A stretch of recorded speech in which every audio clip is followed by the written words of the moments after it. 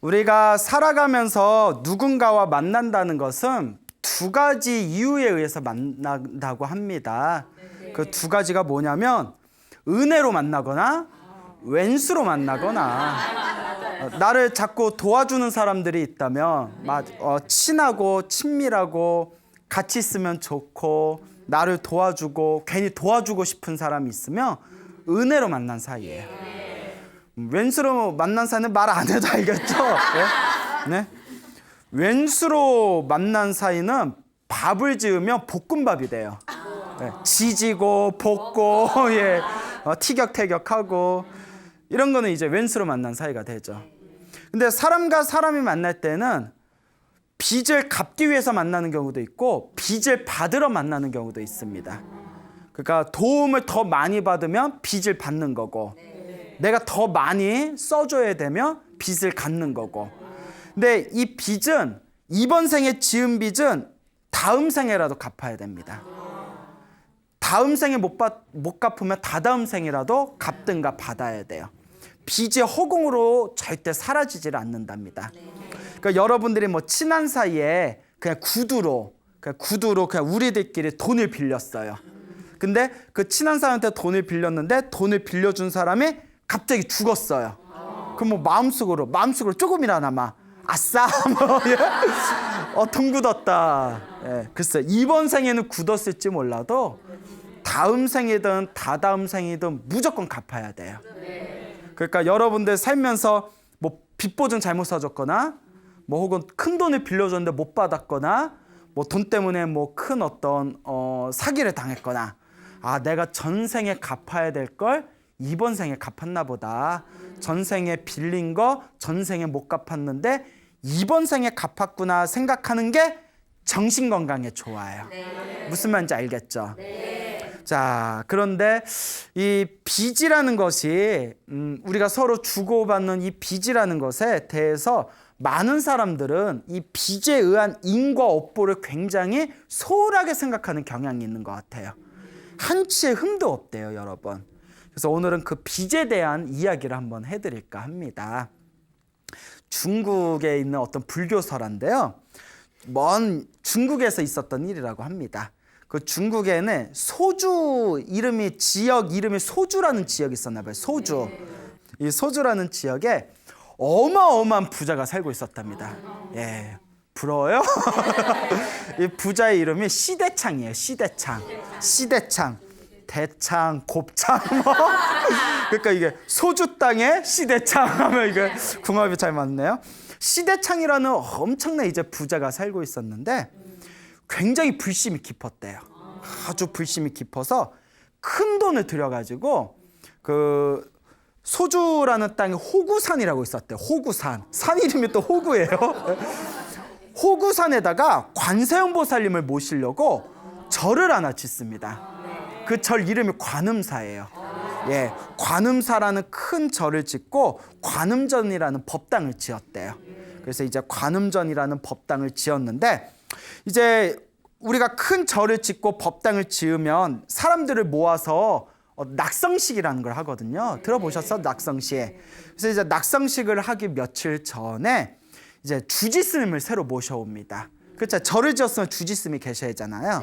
그래서 주지스님이 이름이 단계 스님이셨대요. 단계 화상. 1단계, 2단계, 3단계. 이제 이름이 성함이 이제 단계 화상을 모셨는데 이 단계 화상하고 이제 주지스님으로 모셔가지고 이제 얼마 후에 이제 낙성식을 해야 되니까 절 구석구석을 열심히 청소를 했대요. 청소를 다 하고 나서 큰 법당에 들어가서 이제 시대창의 단계 화상하고 같이 이제 기도를 올리고 앞으로 이 절이 크게 잘 되게 해주세요. 많은 신도들에게 불자분들에게 힘을 줄 수 있는 사찰이 되게 해주세요라고 이렇게 축원을 올렸답니다. 그렇게 이제 축원을 올리고 난 뒤에 이제 스님하고 함께 이제 절에서 이렇게 밖으로 나왔는데 절 뒤에 있는 뒷산에서 사람 막 울음소리가 들리더래요. 엉엉 사람 울음소리가 들리니까 이게 무슨 소리지? 그렇잖아요. 새로 이제 절을 졌는데 뒤에서 막 사람 울음소리가 들리니까 찝찝하잖아요. 그래서 이제 같이 올라가 봤대요. 시대창하고 스님하고. 뉴쇼 하니까 왜 남자가 나무에다가 줄을 매달아 놓고 그 밑에서 뭐 울고 있는 거예요. 그거 뭐 이제 자살하려고 그러나 봐요. 못 매달으려고. 그거 누굽니까 하고 봤더니 이보게 나 한경이네 이러는 거예요. 그러니까 보고 시대창이 깜짝 놀라서 아니 자네는 어렸을 때 서당 친구인 개 한경이 아닌가, 이제 개한경이 아닌가, 이렇게 여의자요 이제 이제 계곡할 때 개한경이 아닌가. 아니 자네가 여기서 뭐라고 있나, 왜 이렇게 울고 있나 이러는 거예요. 그 울고 있던 그 남자가 자기 친구였던 거예요. 시대창 친구. 그러니까 이 개한경이라는 사람이 이름이 그냥 기니까 개씨라고 할까요? 개씨. 요 개씨가 이 개씨가 헝 울면서 시대창한테 아이고 면목이 없네. 내가 장사를 하고 사업을 한다고 돈을 빌렸는데 너무 무리하게 돈을 빌리고 빚을 진 상태에서 사업이 망해가지고 도저히 감당이 안 돼가지고 내가 자살하려고 그러네 이러는 거예요. 아니 그래도 그렇지 빚이 얼마길래 그 자살을 하려고 그러냐고. 그 왜 울고 있냐고 하니까 아유, 목숨을 끊으려니까 여기 남겨둔 처자식이 생각나가지고 너무 불쌍해서 내 신세가 차량하고 처자식이 불쌍해서 울고 있었네 이러는 거예요. 이 사람아 이러지 말고 어서 정신 차리시게. 아 도대체 빚이 얼만가 이러니까 3만 양이네 이러는 거예요. 3만 양. 그러니까 뭐 지금 치면 한 30억? 예. 아니야, 그 저 혼자 한 말이에요. 예. 나도 몰라요. 그 당시에 3만 양이 얼마인지 어떻게 알겠어요. 예. 그러니까 3만 양이네. 뭐. 이 사람아, 그래도 사람 생명이 중요한 거 아닌가. 내가 지금 큰 절을 짓느라고 내가 자금이 좀 부족하지만 내가 어떻게 병통을 해볼 테니 그 3만 양을 내가 갚아주겠네. 그러니까 정신을 차리시게 이러는 거예요. 3만 양을 내가 갚아주겠네 이러는 거예요. 그러니까 이 개씨가 너무 고마워가지고 자꾸 개씨 하니까 이상해요. 이 개씨가 너무 고마우니까 아무리 내가 부자라고 하더라도 친한 친구한테 그렇게 큰 돈 갚아주기 힘들잖아요. 예, 정말 생명의 은인이죠. 내가 그 3만 양을 갚아줄 터이니 어서 정신을 차리시게나. 사람 목숨이 중요하지 돈이 중요한가? 근데 우리 사는 거 보면 돈이 더 중요한 것 같아.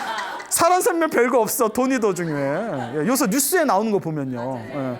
사람 생명이 중요하죠. 돈이 중요한가? 내가 갚아줄 테니 정신 차리게 하니까 너무 개씨가 고마워가지고 관음사 그 법당에 있는 부처님을 우러르면서 절을 하면서 막 눈물을 흘리며 다음과 같이 발언을 합니다. 거룩하신 관세음보살님, 제가 평생 동안 내 생명의 은인인 우리 친구 시대창의 은혜를 갚으면서 살겠습니다. 만약에 이 빚을 갚지 못한다면 다음 생에라도 우리 처자식이 다 개로 태어나서라도 갚겠습니다. 얼마나 고마우며 개로 태어나서라도 갚겠습니다. 처자식은 뭔죄야. 제 처자식이 다 개로 태어나서라도 반드시 은혜를 갚겠습니다 라고 이렇게 관세음보살한테 기도를 올립니다. 그리고 시대창이 이제 3만 양 이제 갚아줬어요. 근데 3만 양 빚을 갚아주면서 먹고 살 거 힘들 테니까 내가 과수원 하나를 떼어주겠네. 과수원에서 농사 지으면서 먹고 살게나 하고 과수원도 공짜로 이제 뜯어준 거예요. 그러니까 개씨가 너무 고마워가지고 평생 이 은혜를 갚겠다면서 이제 이 개씨한테 이제 3남매가 있었대요. 그러니까 그래서 이제 아들 둘이 있고 딸이 하나 있었어요. 장녀인 딸이 하나 있고 아들 둘이 있었는데 자기 딸을 시대창 며느리로 보내기로 약속을 합니다. 예? 이제 시대창의 아들이 있었는데 아들한테 이제 며느리로 보내기로. 근데 우리가 오 하는데 가만히 따져보면 개씨가 더 이익이지. 완전 부잣집에다 딸 결혼시키는 거잖아요. 괜히 오 이렇게 아니에요. 이거 작전인가? 밑바가나? 하여튼 내 딸을 맡기겠네. 이 집의 며느리로 삼아서 평생 은혜 갖는 마음으로 살겠네. 그런다가 이제 어느 날 이제 세월이 흘러서 그 개씨가 이제 과수원에 열심히 이제 일구다가 과수원 나무 밑에서 뭐가 딱딱한 게 느껴지는 거예요. 그래서 이게 뭐지 하고 이렇게 파봤더니 큰 돌덩어리만한 황금이 나온 거예요. 큰 돌덩어리만한 황금이 나온 거예요. 그 죽으라는 법은 없나 봐. 예. 뭐 자기 일처럼 되게 좋아하시네. 예?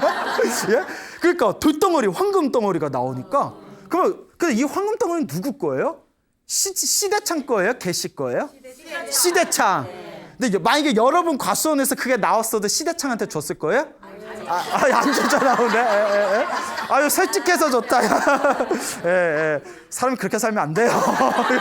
그렇게 살면 안 돼. 우째가 한 말이고.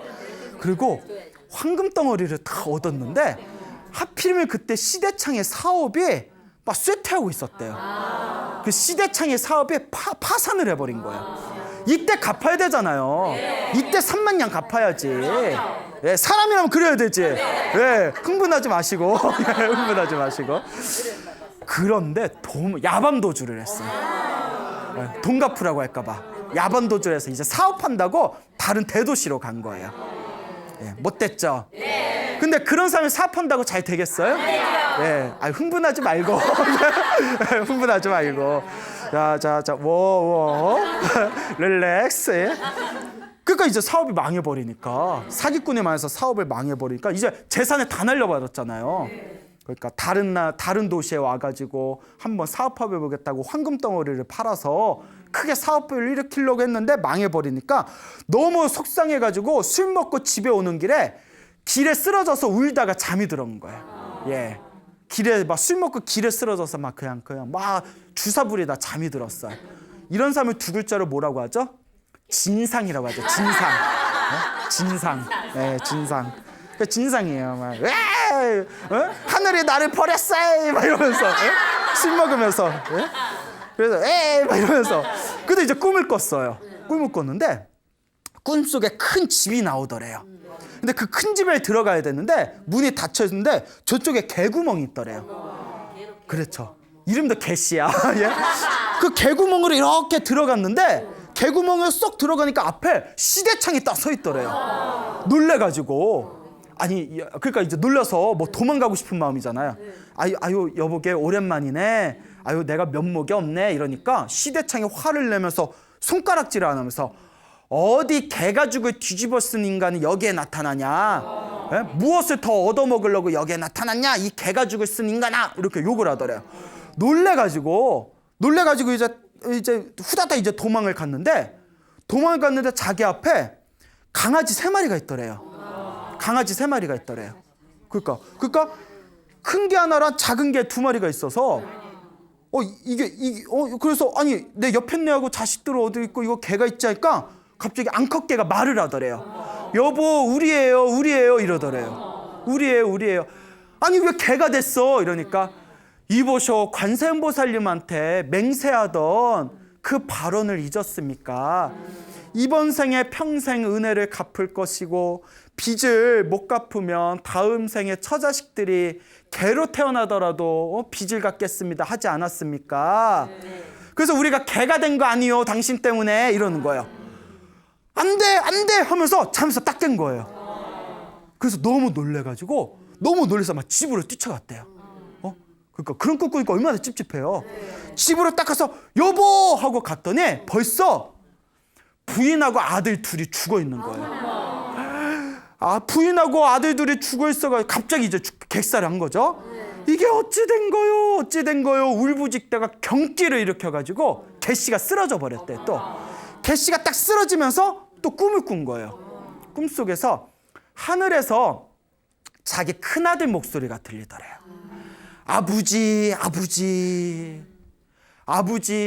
아버지가 관세음보살님한테 맹세하기를 평생 은혜를 갚으면서 살되 이번 생에 빚을 갚지 못하며 다음 생 개로 태어나더라도 갚겠습니다라고 하지 않았습니까? 그런데 은혜를 저버리는 그 악독한 마음 때문에 염라대왕이 화가 나서 저승사자를 보내서 우리를 데려갔습니다. 우리는 이제 곧 개로 태어날 겁니다. 얼마 안 있으면 아버지도 데려간답니다. 다만 우리 큰 누나는 3남매였잖아요. 우리 큰 누나는 아직 인간 세상과 인연이 남아 있어서 당분간 인간 세상에 당분간 남아 있는다고 합니다. 일단 우리들 먼저 데려갔습니다라는 그런 이제 환상을 이제 꾸게 된 거예요. 그리고 이제 그 자지러지다가 이제 꿈에서 딱 깨고 나서 피눈물을 막 흘리는 거예요. 개씨가 이를 어쩌나 이제 와서 뭐 소용이 있어요, 없어요? 없죠. 소일코 요양권 고치는 거죠. 예? 이제 개 될 일만 남았어요. 예? 이제 개 될 일만 남았어. 어? 너 앞으로 뭐 될 거야? 개 될 거야. 뭐 이런 거예요. 이제 개 될 일만 남은 거예요. 막 피눈물을 흘리다가 이제 가슴이 찢어지는 느낌이 들죠. 근데 옛날 중국이 얼마나 험해요. 그렇잖아요. 옛날 중국에는 막 마적단들이 있고 막 법도 지금처럼 제대로 정비도 안 돼 있고. 그러니까 이제 그 예쁘게 생긴 딸이 돈 없이 같이 이제 길거리에서 생활하면 딸이 무슨 해코지를 당할지 모르잖아요. 막 인신매매 당할 수도 있고. 그러니까 어떻게 해야 되나 하다가 이제 시대창에게 찾아가게 됩니다. 멀리 걷고 걸어서 이제 시대창 집에 와요. 그 시대창을 만나 뵙고 그 마당에서 무릎을 꿇고 손이 발이 되게 이제 비는 거예요. 이복의 친구, 어르신, 제발 한 번만 용서해달라고, 제발 용서해달라고. 근데 용서가 돼요, 안 돼요? 안 돼요. 그거 용서해주면 그 산이 무슨 산이라고 했어요? 아까 호구산이라고 했잖아요. 진짜 호구되는 거야. 예? 진짜 호구되는 거야. 그 시대창이 이제 못 본 척, 이러고 있으니까 그 옆에 있는 이제 그 시대창의 아들 있잖아요. 이 아들의 이름이 시환이었어요. 시환. 이 시대창의 아들이 아니, 어르신, 보자니까 너무하네. 예? 사람이 양심이 있어야지. 우리가 그렇게 도와줘서 돈까지 다 빚을 갚게 해주고 과수원까지도 만들어줬는데 우리 사업이 망할 때는 나몰라라 그 과수원에서 나온 황금덩어리 가지고 도망치더니 사업 다 망하고 나서 우리 집안이 다시 크게 일어나니까 이제 와서 뭐 꿀이라도 얻을까 해서 이제 온 거냐고. 이제 사업이 다시 크게 일어났나 봐요. 다시 부자가 됐나 봐요. 정말 너무한 거 아니냐. 사람의 탈을 쓰고 어떻게 이럴 수가 있냐고. 어서 꺼지시오 이러니까. 그러니까 막 손이 발이대로 막 비비니까 하인들이 와서 막 욕설을 하면서 막 때리고, 네, 개씨는 막 피눈물 흘리면서 울부짖으면서 제발 한 번만 도와달라 그러고 용서해달라 그러고 그 옆에 있는 딸도 막 울부짖고 완전 아수라장이죠. 그러니까 개씨가 막 울면서 내 한 몸은 어떻게 돼도 상관없는데 부인도 죽고 아들 둘도 죽었다고. 이보시오 친구 시대창 어르신, 그대도 자식이 있는 몸 아니요. 내 한 몸 어떻게 돼도 상관없으니 내 딸이라도 첩이로라도 아들하고 맺게 해달라고, 며느리로 받아달라고 그러는 거예요. 예? 그러니까 시대창이 가만히 듣고 있다가 또 이제 부모는 자식 얘기 이제 마음이 흔들리잖아요. 아서라 그만해라. 잘못이 있다면 저 개씨가 잘못이지. 저 개씨가 잘못이지 자식이 무슨 잘못이 있냐. 그래도 저 딸아이는 평소에 행실을 보면 참 착했던 애니까 시완이 이미 그 파오누라고 이미 결혼을 했나 봐요. 이미 결혼을 했으니까 저 아이를 첩으로라도 받아들여라. 첩으로라도 받아들여서 저 몸이라도 좀 잘 보호하게끔 해라. 그러니까 그때는 그게 최선의 선택이에요. 예.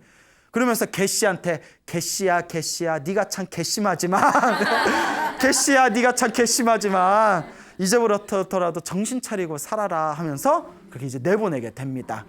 그 개씨는 일단 딸이라도 살린 거잖아요. 길에서 데리고 다니다가 큰일 당할 수도 있잖아요. 그래서 이제 부잣집인 시대창에 첩으로라도 들어갔으니까, 욕심 안 부렸으면 정실 며느리로 들어가는 거죠. 첩으로라도 들어갔으니까 그래 이제 딸내미 걱정은 없겠구나. 이 부잣집에서 조금 눈칫밥은 먹을지언정 굶어 죽지는 않겠지 하면서 어디로 가냐면 그 호구산 관음사로 들어갑니다. 관음사에 들어가서 그 단계 스님 있죠. 원래 주지스님 기억나요? 예, 기억나요?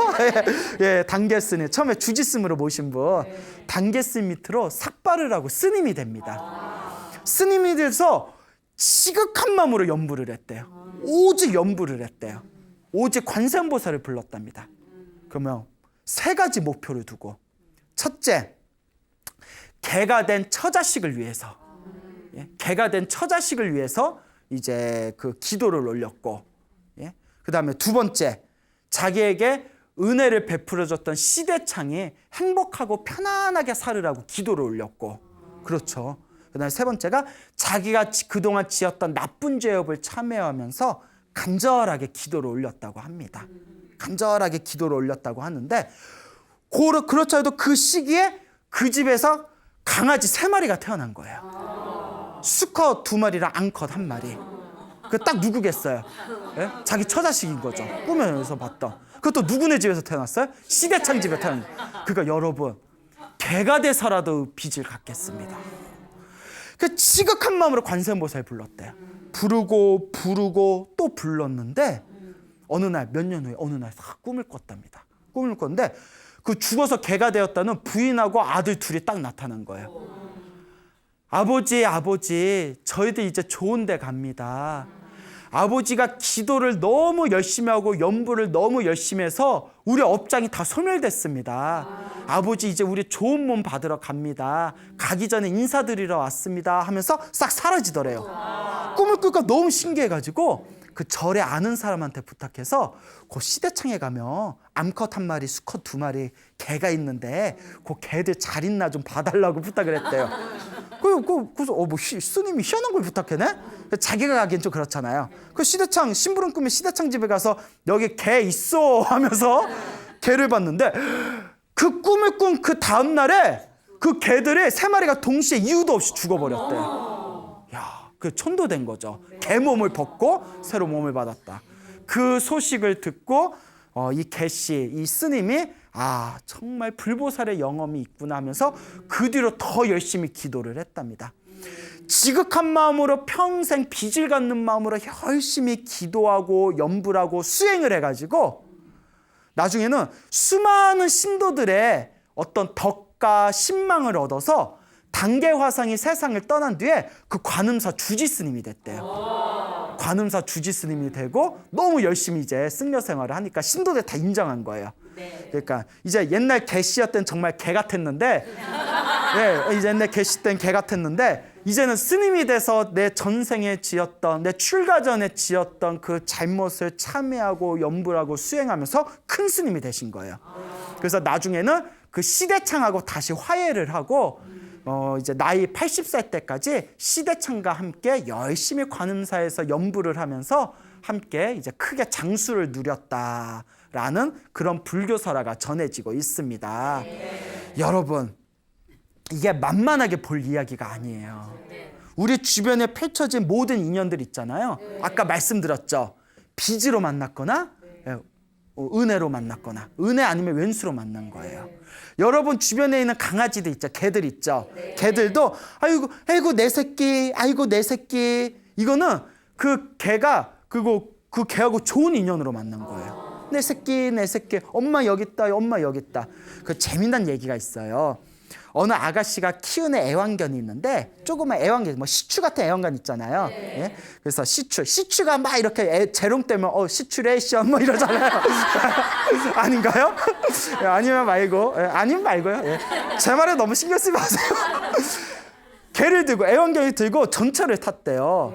전철을 탔는데 개가 여자 가슴 품에서 자꾸 낑낑 대더래요. 불안한지. 그러니까 엄마 여기 있어, 엄마 여기 있어 이러니까 옆에 앉아있던 할머니가 가만히 쳐다보더니 또 이렇게 쳐다보고 또 이렇게 쳐다보네. 여보게, 아가씨 어쩌다 개를 낳았어? 이러더래. 할머니가 어쩌다 개를 낳았어? 자꾸 내 새끼 이러니까 할머니가. 그러니까 이제 웃자고 한 말이에요. 예? 그만큼. 그러니까 정말 내 자식 새끼처럼 키우는 애완견이나 애완동물은 전생에 좋은 인연. 예, 그나마 개로 태어나도 좋은 인연 만난 거고. 저기 이제 더운 날에 된장 바르는 개들 있잖아요. 예, 그런 건 정말 전생에 복을 못 지은 동물들이죠. 똑같이 축생으로 태어나도 복 많은 축생이 있고 복 없는 축생이 있대요. 예, 참 신기하지 않습니까? 여러분 느끼시죠? 고양이도 길고양이는 평균 수명이 몇 년 안 된대잖아요. 막 꼬리 잘리고 꾀죄죄하고 맨날 추운 데서 덜덜 떨고. 근데 어떤 고양이들은 으리으리한 집에서 주인 무릎 위에서 맨날 생선 깡통 팅 하고 생선 깡통 먹고 그런 고양이들 있잖아요. 똑같이 고양이도 복이 다르다니까요. 그러니까 어떤 분이 자기 고양이를 키우면서 소원이 있대요. 얼마나 고양이를 애주중지하는지 나는 다음 생에 태어나면 나 같은 주인을 만난 고양이로 태어나고 싶다고. 얼마나 고양이를 아끼며 자기가 그런 생각을 하겠어요. 그러니까 개도 복 많은 개가 있고 복 없는 개가 있고, 고양이도 복 많은 고양이가 있고, 복 없는 고양이가 있고. 그 축생도 참 희한해요. 그렇죠, 여러분? 그러니까 이 짐승들도 다들 자기 은혜 따라, 왼수 따라, 빚 따라 이렇게 또 만나지는 겁니다. 참 불교의 인과업보, 이 인연과보가, 이 인연법이라는 게 정말 묘해요. 정말 묘합니다. 그러니까 여러분들의 주변을 살펴봤을 때 여러분들이 전생에 복을 많이 지었으면 여러분들 주변에 있는 사람들이 이렇게 은혜로운 사람들을 만날 거고, 여러분들이 전생에 박복하게 살았으면 여러분들 주변에 있는 사람들이 여러분들 속을 다 휘집어 놓을 거고. 예. 제일 미치고 팔짝 뛰는 게 누구겠어요? 같이 옆에서 자는 사람. 예? 같이 24시간 봐야 되고, 예? 계속 잠잘 때도 옆에서 살맛대고 자야 되는데 그 왼수로 만난 사이라고 해봐요. 제가 소나무에서 자주 말씀드렸죠. 정말 왼수 같은 인연이 깊으면 이혼도 안 돼요. 아, 나 이 사람하고 안 맞아, 못 살겠어 하고 깔끔하게 이혼 딱 하는 건 또 오히려 그게 복이 있는 거예요. 네? 그 사람 때문에 속이 덜 상하니까. 이혼도 못 하겠는데 평생 속 뒤집어 봐요. 얼마나 원한이 깊으면 이혼도 안 해줘. 예. 어느 보살님이 그러더라고요. 더 힘든, 더 미치고 팔짝 뛰겠는 게, 이 철없는 남편이 어느 날 밥 먹다가 옆에 있는 애들한테 그러더래요. 얘들아, 아빠는 죽으면 다음 생에 또 엄마 만날 거다, 이러더래요. 그 보살님이 갑자기 밥 먹다가 누구 맘대로 이러더라고요. 예, 그러니까 이제 웃자고 한 말이겠지만 그만큼 그 인연이라는 게 정말 묘합니다. 그렇죠? 예. 근데 어떻게 했어요? 다 자기 어변이에요. 다 자기 빚입니다. 예. 여러분들 인연 따라 만나는 거예요.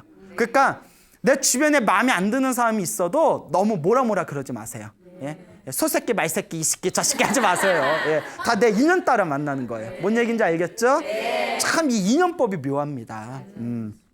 그래서 우리 불교에서는 이와 같이 그 빚을 지며 빚진 것이 있으면 반드시 갚아야 된다고 합니다. 아까 시대창과 개시의 그 어떤 강아지와 관련된 얘기도 들었지만, 그런 어떤 탐욕스러운 마음을 함부로 일으키면 다음 생에 사람 몸을 못 받고 아귀, 배고픔에 굶주린 귀신들이라든가 어떤 축생의 몸을 받게 된대요. 그래서 우리 불교에서는 절에 있는 모든 음식이나 물품, 물건들이 다 신도들이 올린 거잖아요. 여러분, 바깥에서는 10,000원 한 장 벌려고 하더라도 1시간 꼬박 일해야 되잖아요. 최저시급. 그런데 신도들이 그 10,000원, 20,000원, 30,000원이라도 자기는 정말 피땀 흘려서 그런 어떤 피눈물 흘리는 마음으로 힘들게 모은 돈을 절에 올렸을 때 신도가 올린 그 돈이나 물질, 물건에는 얼마나 그 시주의 은혜가 가득히 배어 있잖아요. 그렇죠? 그래서 옛날부터 불교에서는 신도가 올린 시주물을 삼보정제라고 불렀어요. 뭐라고 했다? 삼보정제. 삼보정제가 아니라 삼보정제. 재물할 때 정제. 예. 삼보정자. 예. 저기 어디 정자동? 예? 삼보정자.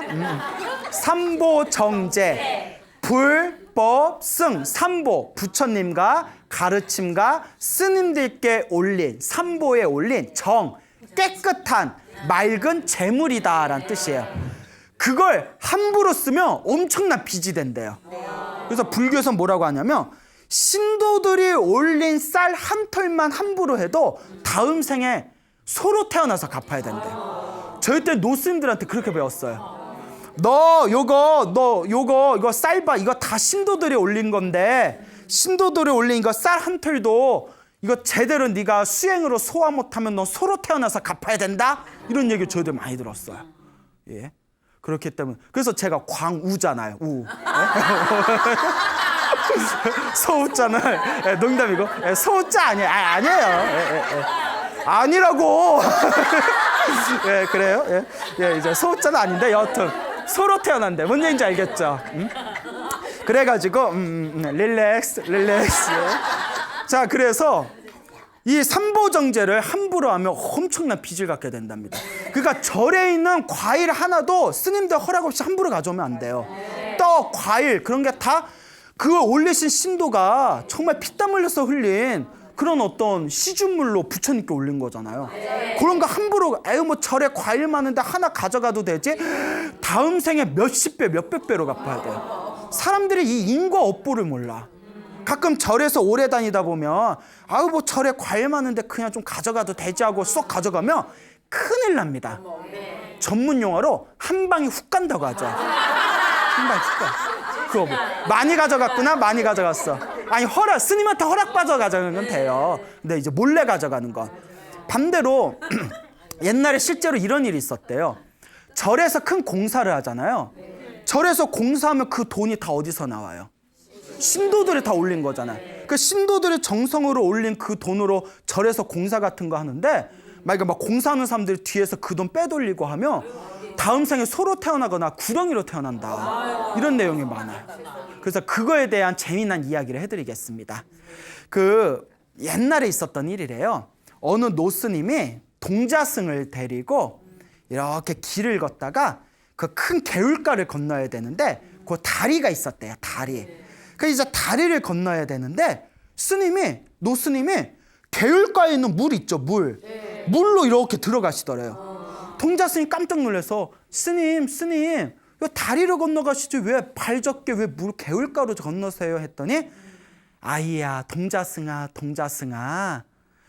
옛날에 절에서 이 다리를 지었는데 이 다리를 지을 때 스님과 신도들이 정성스럽게 모은 자금으로 이 다리를 지었다.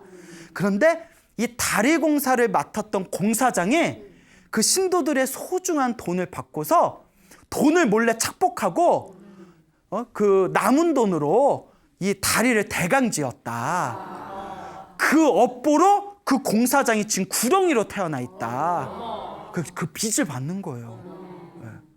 그래서 그 구렁이를 내가 제도하고자 한다 하면서 그 개울가에 딱 들어가가지고 전생에 이 다리를 지으면서 돈을 빼돌렸던 공사장은 썩 나오거라 하면서 경전을 다 읽어줬대요. 부처님의 경전을 읽어줄까? 어디서 대따 큰, 뒤따 큰 것도 아니고 대따 큰, 대자가 이제 큰 대자잖아요. 대따 큰 구렁이가 씩씩씩 하고 나온 거예요. 씩 하고 이제 구렁이가 나오는데 뒤에서 또 작은 실뱀들이 수백 마리가 또 막 나오대. 수십 마리가, 수백 마리가. 동자스님 놀래서 구렁이 뒤에 나오는 저 실뱀들은 누굽니까? 했더니 공사장 밑에서 같이 돈을 빼돌렸던 인부들이다 이러다는 거예요. 싸그리 다 걸린 거야. 예. 무섭죠? 그러니까 신도들의 정성으로 부처님께 올린 돈을 함부로 쓴 과보가 그렇게 무섭다는 거예요. 이게 삼보정제라는 거예요. 그래가지고 그 스님이 다 이렇게 그 뱀들을 다 모아놓고 부처님의 경전을 설법을 하면서 지극정성으로 제사를 지내줬대요. 천도제를 지내줬더니 뱀들이 다들 머리를 일으켜서 혓바닥을 씩씩씩 거리면서 그렇게 그 수십 마리 구렁이와 수십 마리 수백 마리의 실뱀들이 몸을 꼿꼿이 세운 채 모두 세상을 떠났다고 합니다. 그리고 그걸 잘 모아가지고 화장을 해줬대요. 그래서 지나가는 마을 사람들이 그걸 보고 다들 와, 인과 업보가 분명히 있구나. 이 인연법이 분명히 있구나. 다들 충격을 받고는 다들 마음을 새롭게 하고 발심을 해서 그렇게 선업과 공덕을 지으면서 마을 사람들이 살아갔다라는 유명한 일화가 있습니다. 여러분 이렇게 빚진다는 게 무서운 거예요. 여러분 우리가 지금 당장 사기치는 사기꾼들, 사기 한번 제대로 쳐가지고 평생 잘 먹고 잘 사는 사람들 지금은 잘 사는 것 같죠? 다음 생, 다다음 생 수없는 생 동안 갚아야 돼요. 사람들이 이 인과 업보를 믿으면 10원 한 장도 함부로 할 수가 없습니다. 이 빚이 분명히 있습니다. 딱 이 이야기를 듣고 오늘 이 이야기를 듣고 빚이 이렇게 무서운 거구나. 남을 속여서 나 잘 사는 게 이렇게 무서운 거구나라는 게 느껴지는 사람이 있으면 그래도 성근이 있는 사람들이에요. 근데 이런 이야기 듣고 웃기고 있네 뭐 이러면 아유 말은 잘한다. 아유 그런 거 없어. 죽으면 끝이야. 이번 생 그냥 약육강식 약한 놈 짓밟고 강한 사람이 살아남는 게 그게 진리야. 이런 사람들은 언젠가 다음 생 다다음 생 우리가 윤회를 하면서 반드시 피눈물 흘릴 날이 있을 겁니다. 그래서 불교에서는 이번 생에 아무리 노력하고 노력해도 돈이 안 모이는 사람들은 전생에 그만큼 빚을 많이 져서 그런 거래요. 빚진 게 많고 사기친 게 있으니까 자꾸 새어나가는 거예요. 전생에 복을 많이 짓고 보시를 많이 한 사람들은 이번 생에 무엇을 하든 재물이 자꾸 모인다는 거예요. 인과 업보라는 거예요. 이번 생에 일시적으로 사람들 가슴에 피눈물 흘리게 해서 자기는 잘 먹고 잘 사는 듯 보여도 부처님께서 분명히 말씀하시길 다음 생이든 다다음 생이든 그 업보를 수만 배 그 이상으로 갚아야 된다. 남 눈에 피눈물 나게 한 사람은 반드시 자기도 언젠가는 피눈물 흘리게 될 것이다 라는 이 인과 업보를 무섭게 여기시길 바랍니다. 네. 알겠죠? 네. 네. 대답은 잘해요. 고마워요. 대답이라도 잘해줘서. 예, 그래요. 대답도 안 해버리면 어쩔 예. 자, 이제 이 인과 업보가 이렇게 무서운 겁니다. 알겠습니까? 네. 그러니까 여러분들도 괜히 이렇게 살아가면서 누군가에게 피해보고 속상한 거 당하고 막 가슴 아파오고 그랬던 적 있죠? 네. 예, 좀 억울하고 답답하겠지만 아유 내가 전생에 빚졌나 보다. 내가 전생에 업보 지은 게 있어서 이번 생에 내가 받았나 보다. 내 업인가 보다. 이렇게 마음을 내려놓으세요. 예, 그게 참 중요합니다. 예, 우리 주변에 그 수행을 많이 하신 큰 스님들도 이렇게 수행 생활 하시다가 수행을 많이 하신 분들도 가슴에 대못 박히는 일들이 있어요. 예. 그런데 그 큰 스님들은 우리들하고 틀린 게 신경 쓰지 마. 다 전생에 내 업보인데 빚 받으러 온 사람들이야. 이렇게 이제 마음을 내려놓는 거죠. 예. 결국은 다 내 인연 따라 만나고 헤어지는 분명한 이 인연법이란 것이 있다라는 걸 명확하게 이해하시길 바랍니다. 네. 자, 그래서 이와 또 비슷한 이제 또 재미난 이야기 하나 더 들려드리고자 합니다. 그 중국에서 있었던 일이래요. 예전에 그 국수집을 운영하는 할아버지가 계셨대요. 여러분 국수 좋아하세요? 네. 예, 아 좋아하시는구나. 예, 그래요. 저도 면 엄청 좋아해요. 면. 진짜 저 면 좋아해요. 예, 저 면 먹는 거 보면 사람들 다 놀래요. 그래서 요새 좀 그래서 제 얼마나 면을 좋아하는지 저 옛날 제 꿈의 면장이었어요. 면장. 면장. 그래서 예, 그냥 제 말에 너무 신경 쓰지 마세요. 예. 그래서 이제 국수집을 하시던 할아버지가 계셨는데 이 국수집을 하시던 할아버지가 이제 시장 같은 걸 봐야 되니까 물건 같은 거, 짐 같은 거 막 끌어다녀야 되잖아요. 그래서 당나귀를 한 마리 구했대요. 그래서 당나귀를 데리고 몇 년 동안 시장에 가서 무거운 짐 끌고 오고 밭에서 일시키고 당나귀를 이제 실컷 부려먹었답니다. 근데 어느 날 명절날이 돼서 국수집 할아버지 집에 이렇게 가족들이 모였대요. 근데 그 가족 중에서 독실한 불자가 있었대요. 불교 신자가 있었대요. 그러니까 이제 불자들은 뭐 인과 업보 이런 걸 철저하게 믿잖아요. 인연법 같은 걸. 근데 당나귀가 땀을 뻘뻘 흘리면서 힘들게 일하는 모습을 보니까 요 가족 중에 불자였던 분이 가슴이 찡한 거예요. 그래서 당나귀한테 가서 당나귀를 이렇게 만져주면서 나귀야 당나귀야 내가 너를 위해서 염불을 해줄 테니까 다음 생에는 축생몸 받지 말고 좋은 몸 받아라.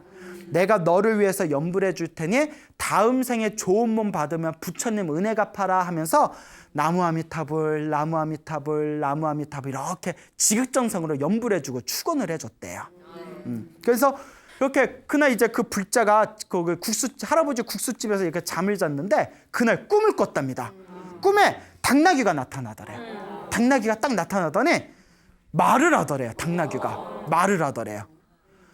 아저씨 고맙습니다. 저를 위해서 기도해줘서 고맙습니다. 근데 아저씨 제가 전생에 국수집 할아버지한테 금 다섯 금을 빚진 게 있습니다.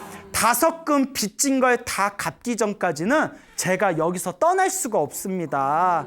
어쨌거나 너무 고맙습니다 하고 인사를 하더래요. 꿈에서 깨니까 너무 신기하잖아요. 목미? 막 이러면서. 그래서 이제 국수집 할아버지한테 얘기를 했대요. 꿈 얘기를 하니까. 요새 그런 얘기하면 야 어디서 이상한 꿈 꾸고 사기치냐. 근데 옛날 사람들 순진했잖아요. 순수했잖아요. 그래? 그래서 이제 딱 당나귀가 있는 곳에 가가지고 이제 그 사람들과 같이 가서 그 꿈 얘기가 신기하니까 할아버지가 당나귀를 만져주면서 당나귀야 그동안 내 밑에서 일해줬으니까 너와 나의 빚은 다 사라졌다.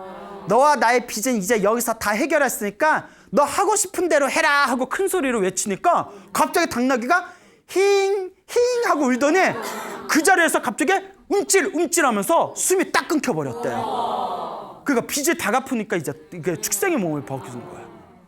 정말 무섭죠. 이런 이야기가 많습니다. 예. 여러분, 우리가 수없는 과거 전생에서부터 지금까지 살아오면서 얼마나 많은 빚들이 있겠어요. 지금 일어나는 모든 인연들이 다 빚을 갚기 위함이거나 혹은 빚을 이제 또 돌려주기 위함입니다. 서로가 은혜와 원수로 만난 사이이기 때문에 은혜로 만난 사이는 더 아름답게 우리가 가꾸어 나가야 되고, 왼수로 만난 사이는 우리가 기도의 힘을 통해서 지혜롭게 닦아 나가야 됩니다. 그러니까 여러분, 이 세상에 공짜는 없습니다. 그리고 빚은 반드시 갚아야 됩니다. 여러분, 그동안 빚진 거 있으면 채무관리 잘 하시고요. 예, 채무관리 잘 하시고 이번 생에 빚 시원하게 갚으시고, 그리고 기도 열심히 하셔서 여러분들 업장의 빚도 이번 생에 시원하게 녹여내시길 바랍니다. 알겠죠? 여러분, 행복해지고 싶습니까? 행복한 삶을 창조하고 싶습니까? 복을 지으십시오. 선업을 지으십시오. 공덕을 쌓으십시오. 복과 선업과 공덕의 힘이 여러분들을 진정한 행복의 길로 이끌어 줄 것입니다. 오늘 여기서 마치겠습니다. 소중한 나 무한 행복.